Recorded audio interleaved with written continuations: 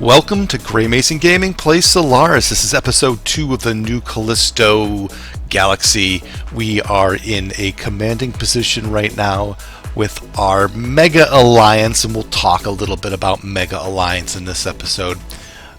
Because we quite frankly have a Mega Alliance. It quickly exploded into I think 12 people at one point. Yeah, that's a lot. And you know, how fun would that be to play against if you're on the other side? Probably not very. Being on the winning side is pretty fun. But yeah, I mean, it takes away from the game. We'll talk about that. We'll also talk about within a 12-player alliance. Great, you killed everyone else. How do you now win within that alliance? And that's what we're going to be talking about today. I got very lucky that Train Track seemed isolated and no one else gobbled him up. I was able to cut off my teammates from getting up there, and at this point, at 56 stars, I don't think I'm in the lead. I think Maps is in the lead, but with all these stars, I'm going to be in pretty good shape. Back at this point in the game, we are trying to... I felt pretty good, right? Like our alliance was going to win, and I was looking at where I go next, and I was negotiating to come down into Vambrance. And as this progresses, and you can see, I'll pull this up a little bit, I take these stars pretty quick. There's nothing really interesting. It's an AI that is like super far behind in weapons. What is important about all this is now I'm at 68, 69 stars. And I started to negotiate, I started to send my ships to this. So what I identified was this wormhole here takes me down here. From here, I could bounce up this way and hit Carmadrome and Ape up around here. It's a little bit far, but it seemed to be the closest thing I could do. And the second, so the southern ships are going to push into Ape and then hold on Ruthless Trader, support the team. All the ships up here are going to funnel down into this wormhole, and then the middle section, we're going to deal with this. I don't know where this goes, but I would love to, because it's right on the edge of my map. And so I do some funny business with scramblers. I was going to get all fancy. I had 500 ships ready to go. But lo and behold, he takes it. Now, I talked to Carmadrome afterwards, and basically they let us have it. They backed off. We had 600, we have another 1,000, 1,300 ships coming this way. Where does it go? Well, once Met got it, he was kind enough to put a warp gate on. And poof, away they go. And where do they go? They go over here. And when I went through, apparently they defended enough that Met blew up, but I got it. And so if you look on the map, we're now looking at this section, which is perfect because this is Ape, this is Carmadrome. This is the ideal place, and this is right central. So I'm going to stop sending ships from here all the way down there, and then to make the greatest journey. Everything's going to funnel down into this little hole. We're going to go over here, and we're going to push into this group because that's where most of the enemy is. The southern ships, maybe I start to poke at Ruthless Trader. I told him I'd leave him alone, but I might not. We'll see. I might. And so here's where it gets interesting. So now we're on tick 50. So what is that? I think so. This is day 7, right? So like 150 divided by 20. Yeah, we're halfway through day 7, and so I got a bunch of ships here, and I just try to maximize. This was warp gated, so I just did with my radar just a 1 cycle hop, sent some ships down this way, and we have Carmadrome who's backing off to go defend his own base, but Ape's pretty big here, and then I just kind of run around here taking things. Right, he was nice enough to leave his things warp gated.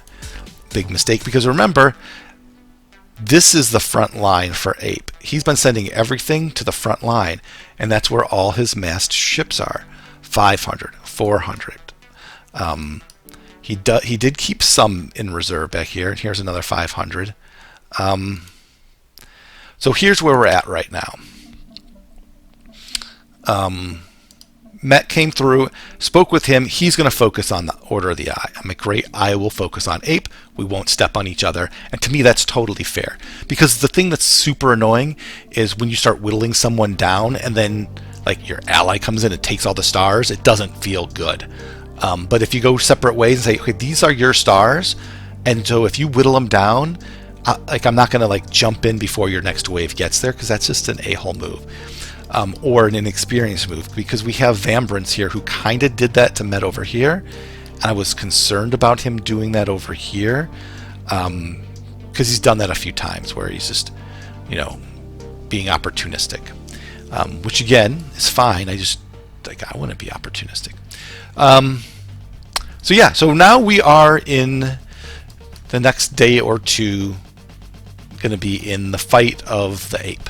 We killed Stoned Ape, now we kill his brother, the Absentee Ape, who was absentee in defending the Stoned Ape. On the charts here, I'm at 82 stars, which I'm fairly certain is top. Maps, he posted that he's at like 67, and I think Met is in the like 65 or so, and Vambrance might be like 70. And then it's a pretty big drop into like the 50s. Karmadrome said that they were at 41. Could have been lying. Ape's probably about the same or a little less, maybe 30. So at this point, I think I win unless something really goes off the rails. I'm going to maybe try to snipe a few stars from Ruthless Trader. I'm going to try to get the majority of these apes. I asked Vambrance where he's going to go, because he just brought in a big chunk of stars, 373, and he said he's going to go focus on this front of Order of the Eyes, which is great with me because those need to be whittled down. And my goal, so here's my question, and it might depend. If his 300 ships go west and whittle it down, then I'll probably blow up these 503 ships from Ape. If he comes this way, though, I'm not going to do that, and I'm not going to whittle down Ape for him to come and take the stars. This is the last battle of the game, and this is where, yes, you're on the same alliance, but now it doesn't matter the quality of the star, it's the quantity of the stars. We're going to win. Like, we are going to win, and it doesn't matter if it's a binary with 150 natural resources or a dead star. It's a star that counts to the win criteria, the victory condition. So we are focused solely on gathering stars and not losing my troops. I've got a ton of reinforcements. Everything's funneling through here. I don't think Vambrance, and I'm going to get a little bit better. I'm really close to this getting into position. And I'm really close to another one getting over here. And that's like, this will give me vision to this entire section. And I'm going to give them better scanning. But when I get these things, that'll be good. I did send 2 waves through to Vambrance, and they are, here's 444 on a Saboteur plus 281. I was going to go up and attack there, but I kind of want to keep that 281 here for the vision. This is really nice to see what the hell's going on. And so I think I'm going to just keep that there and defend. And I'm going to then also, he's only got 3 scanning. I give him 6 scanning, and I'm going to get a beautiful view, maybe even connect fill in this black. And then I'll just throw my 444 on the Saboteur into this, and if he blows it up, I kind of don't care. I kind of don't care. My growth now is going to be up here on Ape. We are in Cycle 9, which the game should be ending any second now. We have everyone with the ready to quit flag, except for Amethyst, who said he will do it in an hour, and our 3DM, who is sitting on actually 2 stars if I go back 1 hour. I have been just trying to account for all the stars. So here's Here's R3s in those two spots. This one goes away in 2 hours. This one goes away in 12. So in 12 hours, this game ends. So, what's going on? Over here, there's a little bit of action. And down here, if you look on this latest tick, I went through a wormhole, and what I saw was Shiftmon actually has a lot more than I thought. So I opened up the leaderboard, put them in a spreadsheet, and wrote them all in as best I could because I'm moving ships around trying to account for them all. I think Maps has about 30 that I don't see, maybe. In this section here, maybe 20. I feel like it's more like 20. He's probably more like 92. And I bet you he's more like 71. I bet you there's like 40 with Shiftmon or randomly throughout. Either way, Maps would have to have, so if I'm looking at where Maps is at now, 76, he would have to have 30 more. And if you just look at what my records show, I have 60 unaccounted for. So it's possible that Maps has more, but I kind of don't think so. We'll see here soon. And when the whole board is revealed, I do want to kind of go through it with everything visible, because there's been a lot of conversation about mega alliances and how they ruin the game. And really the way I see it is, and I learned this from a player who was a strong Neptune's Pride player. He talked about to win a game, you need to be first, you need to be in the alliance that wins, and then you need to do the best, have the most stars within that alliance. And those are two separate things. And if you focus too hard on just getting as many stars as you can, it may hurt the alliance.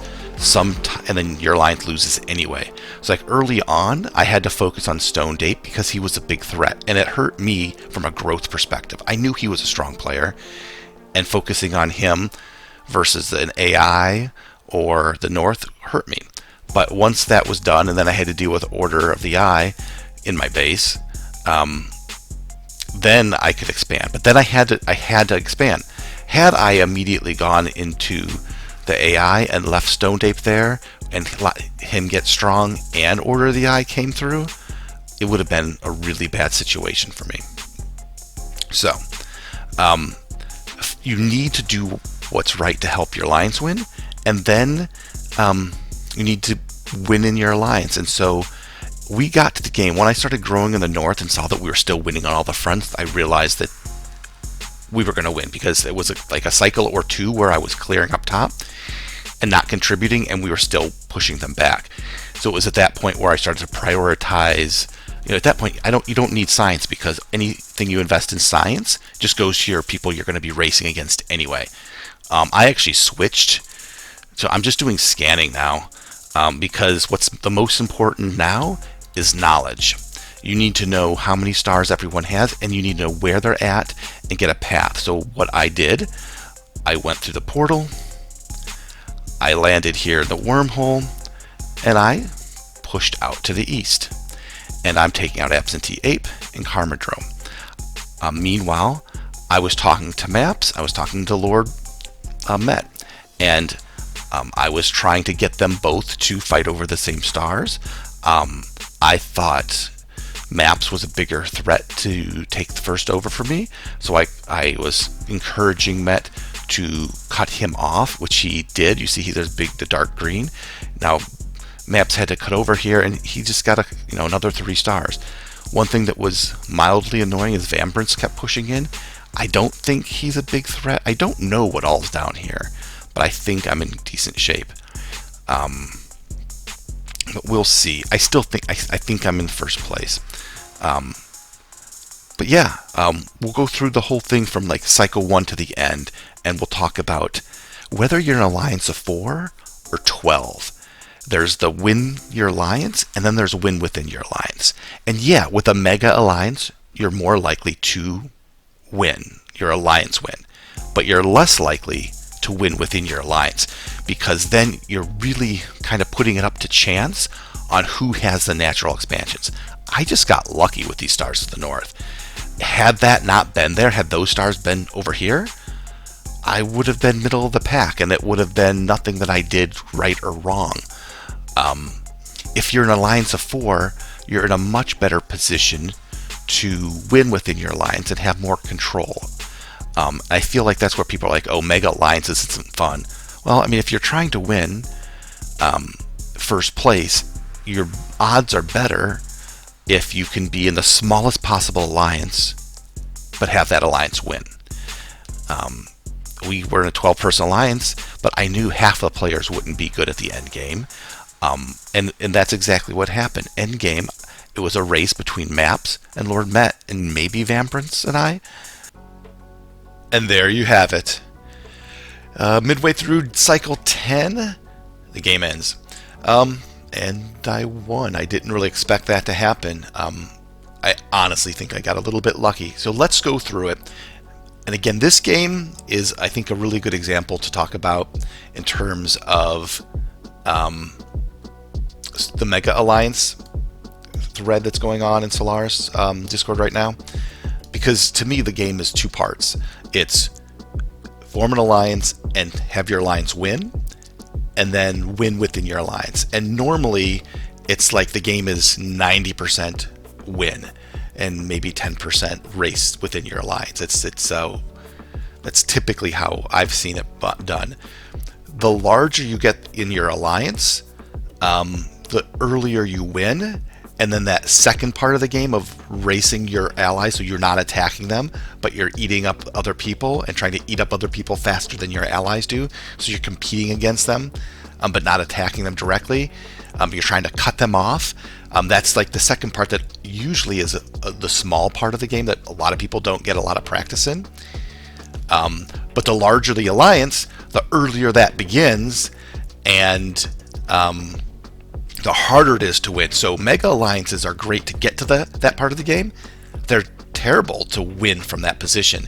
And if you don't have experience doing it, you're going to struggle. So I don't think it's necessarily easier to win as a mega alliance. It's just easier to get down to a smaller population. Then it's harder to win the second half of the game.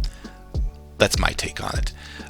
It would be much easier to be in an alliance of 4 players, and if that 4-player alliance gets to the end and gets to that last page, you only have to beat the other 3, and usually you have a pretty good sense already of who that's going to be. So often by the time your alliance wins, it's just, okay, great, this person wins because we know we can't beat them because of the layout of the land. And so a lot of people kind of don't see this game in 2 parts, but the larger the alliance, the more that happens. Let's go through this game from the top, and we're going to just share the whole thing.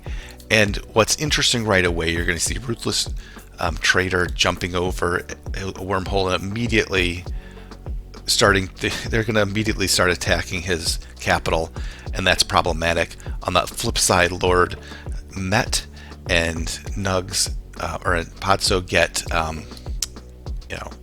non-aggression pack and keep that. So those are 2 early fights that we didn't really look at. But again, because this game started with a lot more resources, so 20 tokens instead of 10, 2,000 credits instead of, what is it? Is it 1,000 or 2,000? What, I forget, but you had a lot. And so conflicts were able to start much earlier. So if we get going here, you can see already by tick 20, the end of the first cycle, the map is pretty well filled out. And if we were just to take a quick peek here, oh, I'm doing pretty good. I didn't realize I was immediately doing so well. Me and Lord Met from the start were up there. Okay. It's actually a little surprising to me. I didn't feel like I was doing that good, but I did have this really aggressive play to take some of AJ stars. All right, well, let's keep going. And also, it wasn't long before I started hitting on Ape. But let's look around some of the other parts of the map. And here we'll see Jason making a push in here with Met. I think Maps was fairly uncontested down here. You have Karma making a push and fighting this red player. I know he ends up all up top here. So Karma was a big threat. So those three were a solid group. Now I did find out that Hitchhiker, who's Falcon, did in fact reach out to Karmadrome and did want to flip. But then when Karmadrome attacked Order of the Eye, Karmadrome retaliated. So Falcon didn't flip, but only because he didn't have the opportunity to. He was setting it up and trying to. So I still think I was right in not trusting him. But we mitigated it by secretly having maps on weapons and not letting him know. So Falcon got to feel like he had one up on us, and we needed him so he felt secure, even though we were really in control. All right, so end of the next cycle. Let's take a look. I'm still sitting pretty. Ape is looking strong. Falcon's looking strong. Maps is doing good. So yeah, some of the names that end up at the end. What else of interest? All right, so you see Met starting to hit Jason. I know Jason took a beating, and Newt, is he already dead? Did I miss that? All right, well, yeah, and then JSE was just constantly getting beat on, and at some point Karmadrome's going to attack. But yeah, there's all this over here. You see maps getting growing pretty quick. Some stalemates down in the south. Some eating of the other AI. There weren't that many AI players, but you can see Karmadrome doing his thing up top, and that's where he started to get some of his strength from. Alright, so we'll keep going here.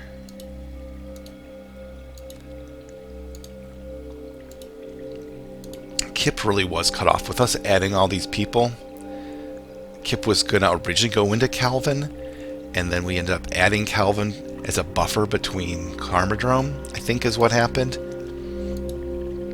I personally didn't want to add Calvin, but I mean, it worked out. I mean, everything ended up working out. There's this Tom Riddle getting eaten in the bottom. So the thing is, it's nice because you only have one way to go, but it's also you're isolated. And then look at Train Track up here. This beautiful AI that is completely isolated that won me the game. Train Track, wherever you are, thank you for being you. Yeah, so at this point, I had done my damage on Stoned Ape. I was getting hit by Order of the Eye. Met came over here. He made it through. So he was going to start messing with the backside of Order of the Eye. Maps, it looks like he... yeah, he's cleared out, and he was starting to work on Jason. Vambris was working on Jason. Karmadrome, I don't know that... Yeah, Karmadrome just started the attack on Geostar Empire. The fact that he didn't get wiped out is impressive. Kip was doing his thing. They're doing their thing on Waven. And I think looks like down in the south they're taking out Tom Riddle. Podso dealing with Pancakes. Pancakes and I started to talk early on, and we're like, hey, we should work together. We never actually connected. Okay, so then the next one here we're looking at. Yeah, I was sitting pretty the whole game apparently. It didn't feel like it. It really didn't feel like it until the end. But me, a limiting factor at this point was big. Okay, Maps. Yeah, if Maps would have flipped and went with them instead, that would have been a problem. Alright, so let's go another cycle. And yeah, so at this point, now I'm fighting off Order of the Eye. JSE is getting annihilated. You see that going away. Looks like they're consolidating. They're killing off Jason over here. They are killing off Pablo. And then Pancakes is getting attacked. And yeah, Podso did a nice job on Pancakes. I think Orange Map, they were working with him. But again, it's nice you have no flank, but who you trading with, where you getting your tech. And it's hard if you're isolated. So while it's nice to be defensive, you really got to make sure you are still going to be able to get the tech. Alright. So things are shifting. You see Absentee Ape just made a beautiful play. I didn't see and just exploding like fungus inside of the administrator. Boy, this could have been bad. He was already big. Absentee Ape was having a stellar game. Yeah, a stellar game. Yeah, so at this point, this is about the point where I was like, ugh, I'm in trouble. I felt like I needed to grow and I was behind. So that's what I felt like at this 80 would be, what, day 4. Let's see how I was actually doing. Yeah, I had dropped, right? I had been at the top. Now I'm down at 31 stars. And Vambrance is ahead of me. Carmadrome, Shiftmon, Hitchhiker, Limiting Factor, Ape, Met, and Maps is at 46. So yeah, that cycle, I wasn't wrong. That I felt like I was not progressing. And I was just in defensive mode. And I needed to make a move. And I was right. That was the right time. Because my alliance, basically, we had Ape as a problem. Ape and Carmadrome were the biggest problem, and I felt like, I don't know why Waven, Limiting Factor, and Ruthless didn't do more. I know Kip and Waven, Kip neutralized Waven. I think it was Amethyst and Hitchhiker jumping on there, and they really focused to remove Waven. And Shiftmon, I don't know if they were fighting down here, but they did a nice job, because Limiting Factor was big, and he's a good player. Okay, so actually I can fit it on the screen. Yeah, so let's continue then. Another to tick 100, and you can see I'm getting the rest of Stoned Ape, and this is also when I think I was just about to start moving up. And Ape is getting absolutely huge. Maps is getting huge. Yeah. And Met's doing all right. Yeah. The administrator, the fact that he held on and lived through this is pretty impressive. All right, here's where Kip made huge headway into Waven and really put the knife in. Hitchhiker was helpful. And I'll say it, and I've complained about Falcon. He's very engaged. He's very active. And those are probably the most important things to me. I just don't like that he wants to kill me all the time. So he scares me. Okay. So at this point now, I started growing. And now I've moved back up into range. I'm still behind Met, Ape, and Maps. And that makes sense because those are the two people that I knew at the end we were fighting. We were racing against each other. Waven has gotten dealt with. And here's where Maps was able to now come in and start to defend the growth of Absentee Ape. Carmadrome had this arrangement with Calvin. I think in hindsight, he would have been better off to go through them because he had a really strong buffer behind him with Ape, and he was pushing hard on Hitchhiker, and that we were able to rally the forces and stop that from happening. But I'm curious if he had actually switched and gotten Hitchhiker and then pushed east, it would have, in hindsight, made it a much harder game. And if they would have got Maps, right, we would have been screwed. Absolutely screwed, because then this just gets eaten, and then everyone starts pushing on us. They kept R3 because R3 was hitting Order of the Eye, but he would have taken R3 sooner, and then he could have pushed in. Yeah, we absolutely, if Maps flips, or if Maps chooses to go with them and he was on the fence instead of us, I think the biggest reason he said he chose us was my name. No, it was because at the time they couldn't get him tech, and we could. As it was just luck. All right, so now we're getting to 120. So the next day. And at this point, Waven's pretty much dead.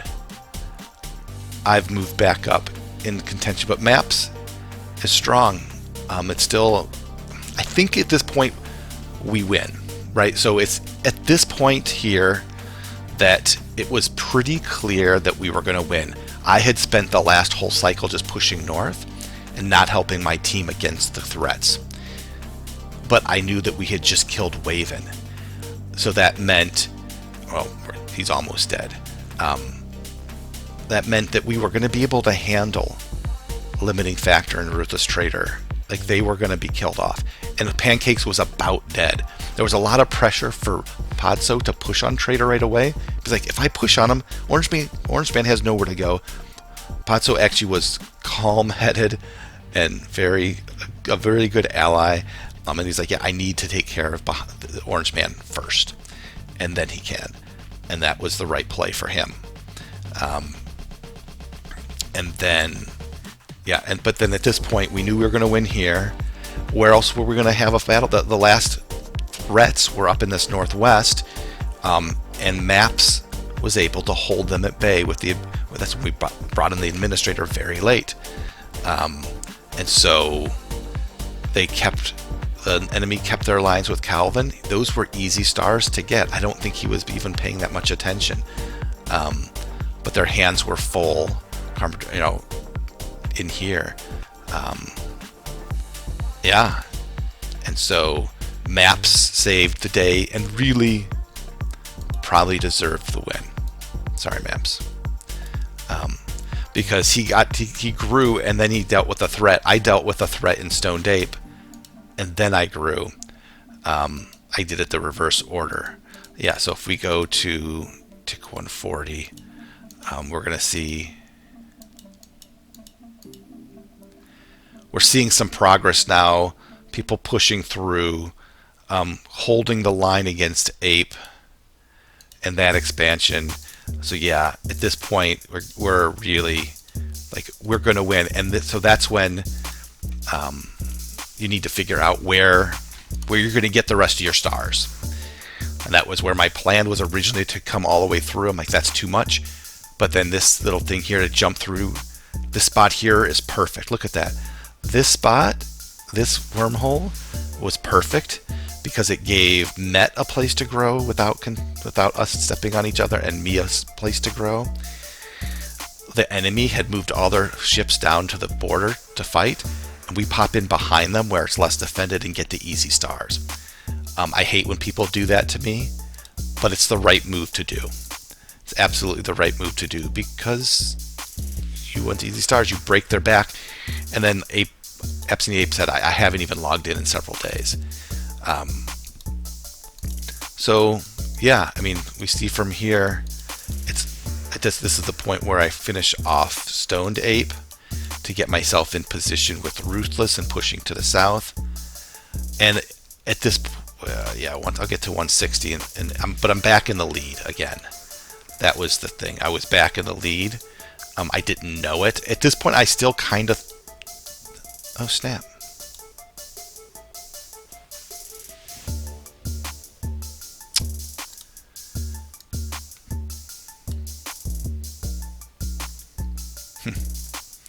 Anyway, at 160, I felt like I was in pretty good shape, and I was pushing up top, and I knew, yep, Met could cut Maps off. I knew Maps was my biggest problem, the biggest threat of taking over my position, and then we go from there. And really, it's just, here's what we end up looking like at the end. So, good game. It was a fast game, I think, largely because of the increased resources. Yeah, I hope you enjoyed the game of New Callisto. Happy to have another badge. If we go, we'll see my badge. How do we see my badge? There it is. I have 2 32-player victories. How exciting is that? Thanks for watching. If you enjoyed this, click on the link for the next episode. And don't forget to click subscribe for more content.